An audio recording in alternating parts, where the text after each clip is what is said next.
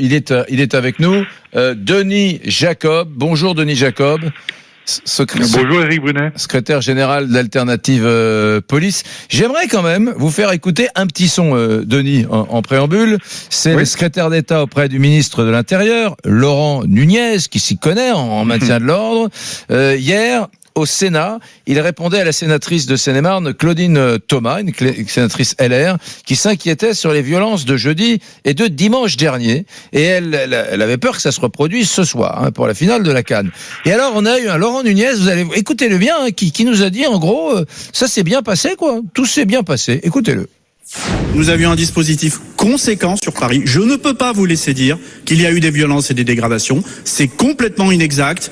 Nous avions un certain nombre de fonctionnaires de police mobilisés dimanche soir qui ont évité des exactions. Il n'y a eu aucun commerce dégradé, aucun pillage. Ça a été le cas également à Marseille, où j'étais il y a seulement 2 jours et où j'ai pu constater que le dispositif qui a été mis en place par les forces de l'ordre a remarquablement fonctionné. Il n'y a pas eu de violence, il n'y a pas eu de trouble. Vendredi soir pour la finale, nous aurons le même dispositif, un dispositif qui se veut réactif, adapté, qui permettra de contenir les violences, de procéder à des interpellations s'il devait y en avoir. Mais rien ne peut vous laisser préjuger qu'il y en aura, madame la sénatrice. Rien ne peut vous laisser le préjuger. C'est faire un procès d'intention à des supporters qui viennent aussi fêter une victoire dans la liesse et dans la joie, et les forces de l'ordre sont là pour éviter qu'il y ait des débordements. Soyez assurés que les policiers, CRS, policiers, gendarmes mobiles seront mobilisés en nombre vendredi pour gérer cet événement s'il doit avoir lieu. Mais je ne peux en aucun cas vous laisser dire et préjuger et laisser entendre qu'il y aura forcément des violences. Ça n'a pas été le cas dimanche soir et tout sera fait pour que ça ne soit pas le cas vendredi soir. Bon, là, Laurent Nunez, il a un peu vu la Vierge quand même, Denis Jacob. Je suis pas là pour dire que les forces de l'ordre ont mal fait leur travail. Au contraire, je pense qu'elles l'ont bien fait. Mais enfin, il y a quand même eu des vitrines cassées. Il y a quand même eu des scènes de pillage où alors on nous a menti. Oui, là, il faut faire très attention et j'espère que Laurent Nunez n'est pas dans une démarche de politique de l'autruche. Il y a eu des exactions, il faut pas le nier.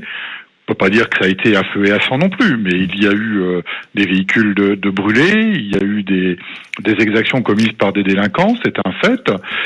Et moi, je regrette que notre proposition de création de fan zone n'ait pas été retenue. Alors, on remet un dispositif à l'identique. Moi, je veux bien. Le souci, c'est que justement, on a vu qu'il y avait des faits, et là, les médias ont fait leur travail en montrant toutes les scènes d'incendie qu'il y a pu y avoir, de véhicules, de poubelles. Et donc, encore une fois, le commerce. Et on nous dit, on va mettre une zone sanctuarisée sur les Champs-Élysées, de la place de la Concorde à la Porte-Maillot. Bon, c'est une fan zone à ciel ouvert, sauf que on n'aura pas la capacité de surveiller 3 kilomètres de rue. C'est tout.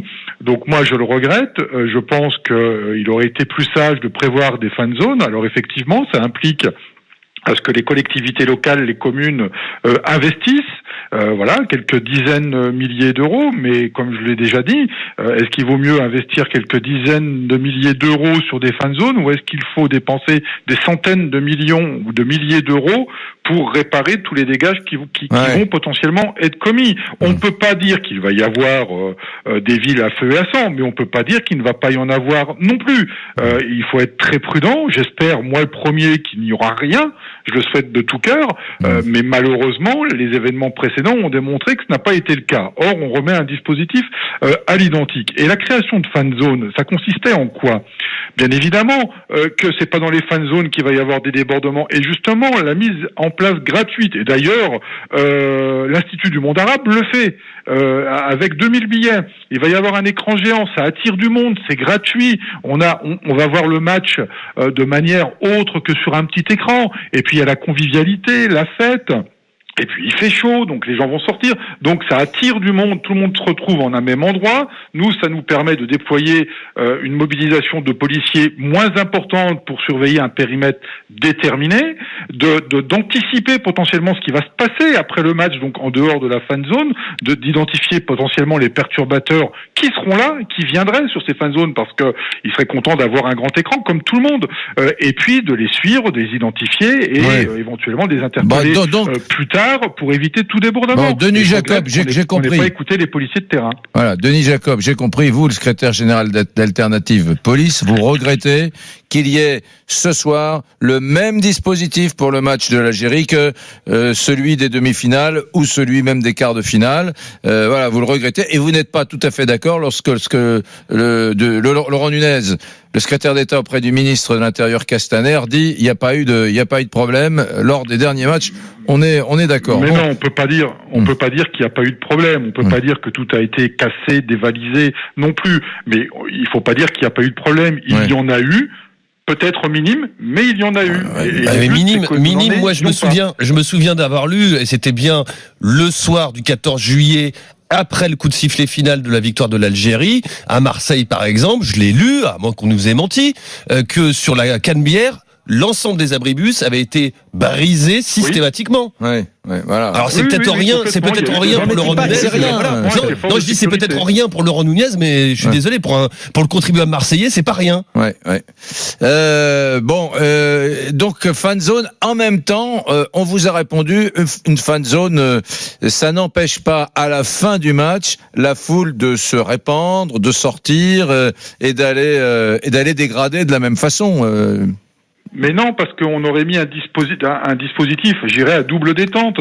Tout d'abord, un dispositif de sécurité aux alentours de la fan zone pour faire en sorte que ça se passe bien, et puis d'identifier pendant ce temps-là ceux qui potentiellement pourraient être les futurs perturbateurs et casseurs, et puis un dispositif en retrait de maintien de l'ordre qui nous permet, avant même que les débordements puissent se produire au regard des comportements qu'on aurait en quittant la fan zone, de procéder aux interpellations et d'éviter justement que ça ne casse. C'était ça l'objectif, c'était de concentrer, de centraliser la population en un endroit spécifique et d'exfiltrer les futurs casseurs, parce que je voudrais quand même vous dire, Eric, il n'est pas question d'aller stigmatiser toute la communauté franco-algérienne. La grande majorité vont venir dans la bonne humeur, dans la convivialité, pour faire la fête, pas pour casser. Et ce ne sont que quelques voyous, délinquants, ceux-là même d'ailleurs qu'on a pu voir également en marge des manifestations des Gilets jaunes, venir casser et piller les vitrines de la rue de Rivoli. Ce sont les mêmes. Ils profitent d'événements particuliers pour dire allons-y, on va installer notre ordre, l'anarchie et tout péter parce qu'ils ont envie de tout péter. Ouais. Mais ça, c'est pas des gens qui de toute façon respectent la communauté franco-algérienne pour leur fête, et c'est des individus qui ne respectent pas de toute façon la France. Je voudrais vous lire ce message d'Alexis sur Direct Studio, l'application RMC. Salut Eric, je suis policier. Je suis en contact avec beaucoup de mes collègues qui seront ce soir sur les Champs-Élysées. Le problème vient de plus haut. Les collègues sont là, prêts à intervenir et à interpeller les auteurs de dégradation et de violence, mais les ordres interdisent clairement à mes collègues d'intervenir pour faire cesser les vandalisations, nous dit-il.